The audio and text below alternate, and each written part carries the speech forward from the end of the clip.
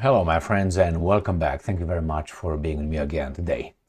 An update from Ukraine. Russia plans large-scale drone attacks on Ukraine, deploying up to 500 drones at a time. I told you the Russians increased their volume. In the past 2 weeks, they consistently launched more than 155, I don't want to say 160, but that's mostly what it was, over 160, sometimes over 200 drones. So the Ukrainians are concerned about that. They should be. The Ukrainians also report that the Russians aim to mobilize 343 exactly thousand troops for war in 2025. So the Russians will inject more or fresh blood in Ukraine with about 350,000. Meow Meow is here. He's gonna be okay, pushing things around.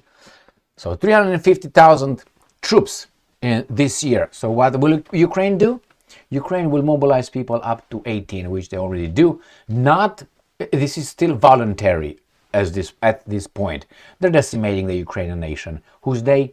The guys who don't want peace. Who are they? We're supposed to say the Russians. All right, next one. The Russians tried to breach into Sumy Oblast in Ukraine. So I will show you on the map where that Sumy Oblast is. So they're advancing not only in Pokrovsk and Krematorsk and what else is that? Toretsk, which they already conquered. But they are now advancing or trying to advance in Sumy Oblast.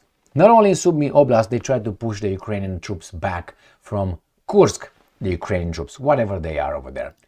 And the Russians strike military training ground in Dnipropetrovsk Oblast. It's very interesting because the Ukrainians usually say the Russians attack only civilian targets. But this time they say about a military training ground. We're going to find out who's who and what's what. And surprise, surprise, let's put it this way. The Ukrainian drones hit a Russian oil refinery. One of the Russia's oil refinery located at more than 1,000 miles away from the front line. So deep inside Russia was attacked by a drone. I will show you. Now you might like the Ukrainians, but remember, the Ukrainians or the guys in charge of Ukraine, which are two different things, might want to switch, or if they decide to switch their attacks from east towards west, I will show you on the map how far they can hit with the drones. So if this drone hit a Russian oil refinery 1,500 kilometers away, so that's almost, let's say, 900 miles away, 1,000 miles away. If they bring the installations to the border of Poland and they launch them from there, they can hit any place they want in Europe, including London, Berlin, Paris. Not that, it causes anything, but I'm just saying, if these guys decide tomorrow to say, you know what, you don't give us money anymore, you don't want to support us anymore, okay, take this. Boom. Say hello to my little friend. That's what's going to be. And the little friend would be our drone or going to be something else. All right, let's start with the beginning. This article starts. This article is from Ukrainska Pravda. It is from March 3rd, 2025. Russia plans large-scale drone attacks on Ukraine, deploying up to 500 UAVs at once. Ukrainian intelligence. And this is what's his name? Skibitsky. Major General Vadim Skibitsky, Deputy Head of Defense Intelligence of Ukraine, has said in an interview that the Russians are planning to increase drone production. So they are planning now. So as of now, they didn't plan that. No, they have the capability to do that probably. Not they plan. They're planning it from the beginning of the war and are preparing large-scale attacks on Ukraine. That is this thing. Let me read the exact quote first. According to Russian commanders, if plans for the first half of the year are fulfilled, they will be able to launch approximately 500 UAVs at the time. And another article saying the same thing. Moscow plans to launch 500 Shaheds and decoys at once, AGR warns. So this is aimed at this. First, see, they have weapons, give us weapons. All right? See, we're losing, we need more weapons. That's what it is. And then they are going to do what? Use those weapons to strike Russia? For whose interest? Oh, they are attacked? All right. So let's go to the second topic. And that has to do with the Russian troops mobilization. New Voice of Ukraine, March 3rd, 2025. The same Skibitsky right here. Russia aims to mobilize 343,000 troops for war in 2025. Well, it doesn't mean that if you mobilize them, you throw them into fight, into war, whatever it is, special military operation. Russia has the potential, if they say "Ura" and they conduct a general mobilization. Russia has a population of roughly 145 million people. So I calculated that the Russians should have, not reserves, general mobilization potential of at least 30 million people. And I consider only the men, right? 30 million people. So if the Russians give them AK-47s and they close the eyes and send them, they could just run through these guys just like that. So 343,000 compared with 30 million. Anyway, that's why they call it a special military operation, and they don't call it a war. Because in a war, they would probably say, "Hurrah, everybody, let's go in." And then that would be bad for all of us. Well, all right, let's see how the Russians attacked Sumy. Ukrainska Pravda. Russians attempt to breach Ukrainian border and cut logistics in Sumy Oblast. All right, where is that located? Where is that Sumy? Show it to me. Sumy is right here. So this is the map of Ukraine. This is where hostilities occur. Mostly, this is Kursk. This is the invasion of NATO, right? All right. So the Russians are trying to breach the border in Sumy. So from Kursk, right there, Kursk Oblast, into Sumy. All right, let's see what these guys are saying. How old is this guy? All right. The Russians are once again trying to approach the Ukrainian border in the area where defense forces are conducting an operation in Russia's Kursk Oblast. Russian forces are attempting to enter Ukrainian territory to sever logistic routes, but these efforts are not on a large scale. So they're claiming the Russians are trying to do this. So this is the invasion, right, of Russia by Napoleon again. So the Russians are trying to go and cut their supply lines right here. So go behind the enemy lines, and then that's it. And they say, no, we've been stopped. So this is the whatever is left of this incursion, which is still successful because there are foreign troops on the Russian territory. So the Russians probably tried to go right here and right here, the supply lines, this area. All right, let's see what else. Not that. Anything else here? We are currently seeing the enemy attempting to enter our territory with assault groups or expand the zone of active combat with Ukraine near the settlements of Novenke.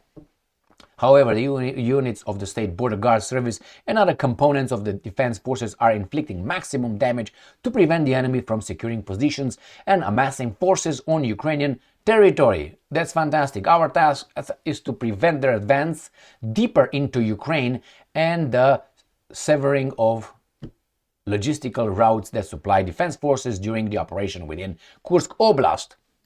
And here is Novenke, where they said, and I was obviously right, it made sense. Here it is, right here. So this is Novoike, as the Russian, this is a Russian map, so they called Novenkoye, what these guys are calling, what the Ukrainians are calling Novenke.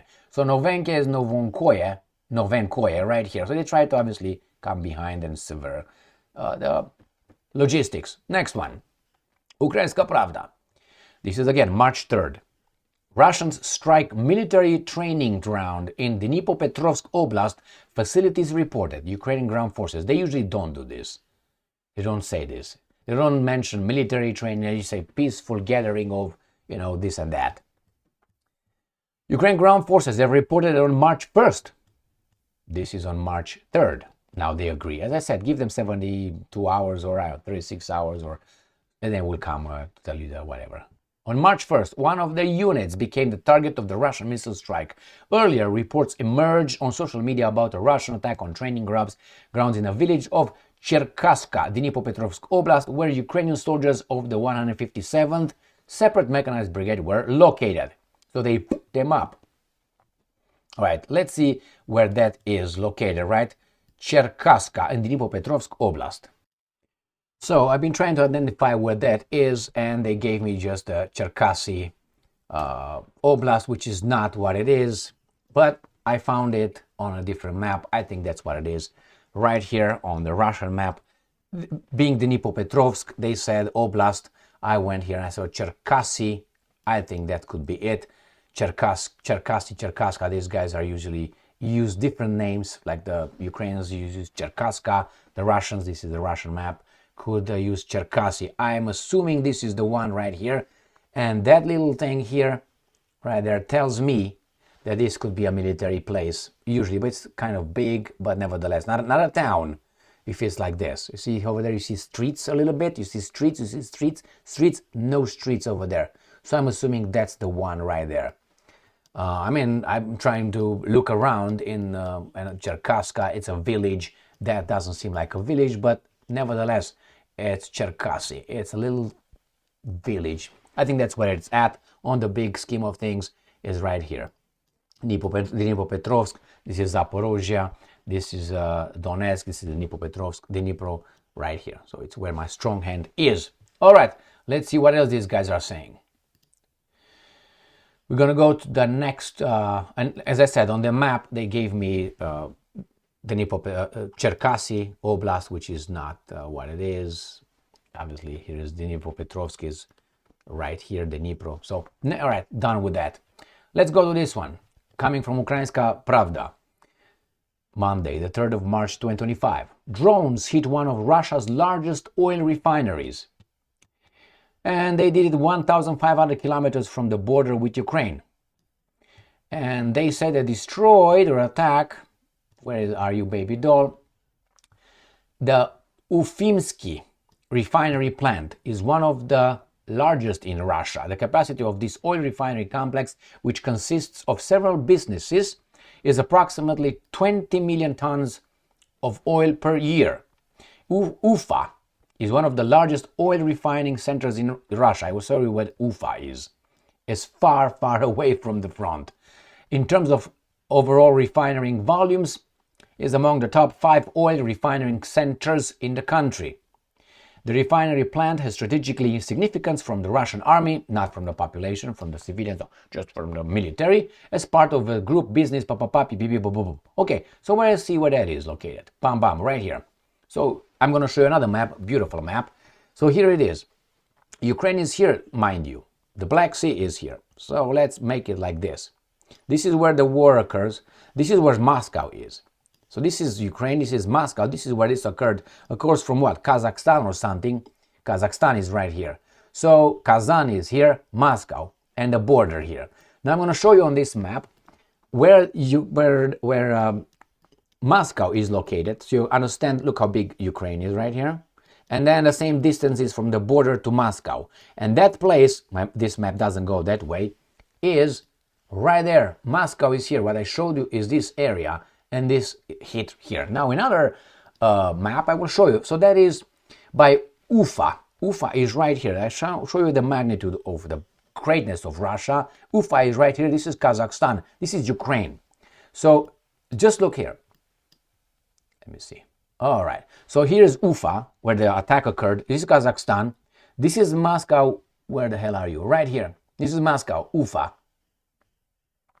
Got it? So the Ukrainians or whomever struck from here somewhere, not from the border, because this belongs to Russia right now. So from either from here, they went almost 1,000 kilometers, 1,000 miles, I'm sorry, 1,000, let's say 600 kilometers, right there. Now this distance right here, if the Ukrainians are going to, let's say, strike from Lviv, I'm going to show you a different map. You look at this from here to here, and go from Lviv to Berlin, go to Copenhagen, Oslo, Helsinki, anywhere here in the Baltic states, Czech Republic. I'm going to show you another map right there. So Ufa is located right here where this little thing is. I'm going to show you again so you, all right. So you see this little thing here on the bottom. So this is what Ufa is on this map right here. Ufa is somewhere here. Well, this little thing here. So from here to here, this is the distance covered, right there. And then if you go from here to London, right there, you hit London, you hit Paris, right there, you hit Paris, you hit anything you want in this radius. So all this, you don't probably hit Madrid. No, they don't hit Madrid, but they hit everything else, Rome, and everything else right here. Now imagine that these guys in Ukraine, and I said these guys in Ukraine, not the Ukrainians, decide tomorrow that you're not giving me more money? Send them. Send it, I don't know, a drone or 5 drones to London. What are you going to do? I mean, obviously you're not going to shoot it down. The Russians are fighting a war and they can't shoot down these drones. These guys are not prepared. I mean, they're ready, but not like the Russians. I'm saying. So they're sitting ducks. And I, as I said before, I predict that once the war is over or Ukraine is stopped, no, Ukraine doesn't get any more money from the sponsors, they will get like a child who throws a tantrum, a dangerous tantrum because it has weapons, and is going to start striking these Western countries. They're going to be called Russian terrorist attacks and all these kind of things. And after a few years, they're going to say, yeah, it was this organized crime or it was those guys in Ukraine. But they will first say it's the Russians. Why? Because they already set the stage for that. They told us the Russians are planning terrorist attacks all over Europe. I think it's going to be the Ukrainians once, or the guys in Ukraine, once they will not receive what they have been receiving for so much time. Money. Why do you think Zelensky is not quitting right now? That's his last lap of handouts. I want it. And then the price is right. Remember, when the price is right, I'm leaving office. I think the button will be pushed by someone and the guys around him will just... I don't think he takes that chance. I mean, would you do? I mean, would you take that chance? Let's make this scenario. You're Zelensky. And let's say you have scenario, I have no evidence. Let's say about, I don't know, $500 million. $500 million. In cash, in gold, in banks, in whatever you have, investments and so on. Right? You have this or whatever in Bermuda. And then you think you're going to have you're going to fight for the Ukrainians and you risk your life? You're set for 1,000 generations from now on and still be in power. Probably doesn't want to leave yet the politics because if he wants protection and he doesn't want to have his protection, someone else pay for his protection. So why would he risk? Do you think he's got values and principles and morality? I don't think so. Evidence, facts. He doesn't want peace. Oh, he doesn't want to give anything to the Russians. Do you think he gives up about that? I don't think so. I think he cares about only himself and his masters. Then when the masters are going to pull the rug from under his feet, then he's going to be probably laying down in a nice, comfortable bed. Bedrock. Thank you very much for being with me again today. Stay strong, stay smart, look for the truth, and be just.